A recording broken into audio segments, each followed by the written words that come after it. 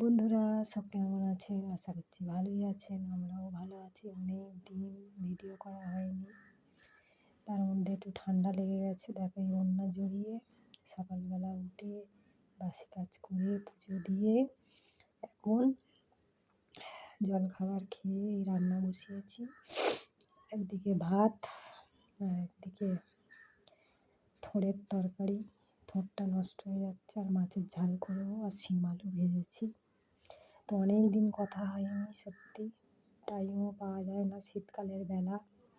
তাহলে আমার যারা গুরুজন অনেক প্রণাম নেবেন, যারা আমার ছোট অনেক ভালোবাসা রইল, যারা আমার ভিডিও দেখেন বা না দেখেন তাদের জন্য ভালোবাসা রইল। অনেক সপ্তাহ ভিডিও করা হয়নি। তো যাই হোক, কিছু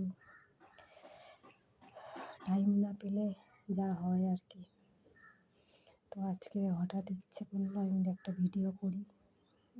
তাহলে আপনারা সবাই ভালো আছেন তো? তাহলে আশা করছি কাজ অনেক এগিয়ে গেছে আপনাদের। কাজ ছাড়া আর আছে কি? তো ঠান্ডা পড়েছে, ওয়েদারও ভালো। সাবধানে থাকুন, খাওয়া দাওয়া ভালো ভালো করুন, শাক সবজি। পিঠের দিনও চলে আসছে। যা খাবে এখন সব কিছু হজম হয়ে যাবে, ভালো লাগবে, সুস্বাদু লাগবে, তাই তো?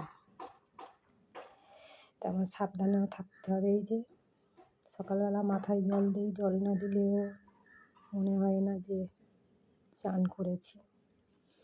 তো যাই হোক, ঠান্ডা লেগে গেছে এত। তো তাহলে আপনাদের সব জলখাবার খাওয়া হয়ে গেছে, কেননা 11টা বেজে গেছে। তো কাজের আর শেষ নেই, কাজ আর কাজ, কাজ আর কাজ। জল ঘাঁটা, সকালে ওঠা মানে জল ঘাঁটা শুরু। তো ঠান্ডা লাগবে না কেন? তার মধ্যে তো আমি মোজা চটি কোনো দিনই পরি না, এমন বদ অভ্যেস।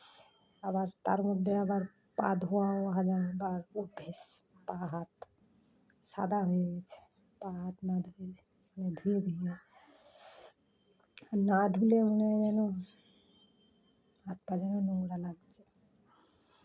তো যাই হোক, সব কিছু একটা ধরলেই হাত ধুতে হবে, এই পা ধুতে হবে, এই হচ্ছে আর কি। তাহলে রাখি, টাটা, সবাই ভালো থাকবেন। শীতকালে সাবধানে থাকুন। ঠান্ডা তো সেরকম একটা পড়িনি, তাও আজকে ঠান্ডাটা ভালোই পড়েছে। তাহলে রাখি, টাটা, সবাই ভালো থাকবেন।